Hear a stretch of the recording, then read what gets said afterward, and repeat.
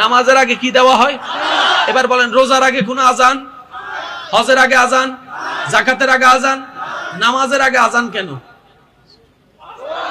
আমরা এগুলো বাবার টাইম পাই না, আমরা শুধু ঝগড়া করার টাইম পাই। যেটা সত্য কথা। আমরা মুসলমানরা যদি অন্যের পিছনে না লেগে অন্তত নিজের পিছনে লাগতাম, কিছুটা হলো মনে হয় আমরা শুধরাতে পারতাম। এবার আজানটা একটু খেয়াল করেন।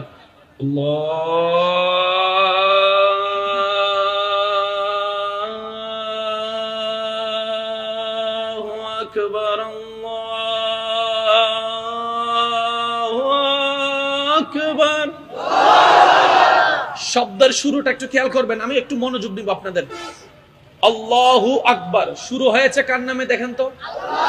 এবার আজানের শেষটা দেখেন, লা ইলাহা ইল্লাল্লাহ। আজান শেষ হয়েছে, লা ইলাহা ইল্লাল্লাহ।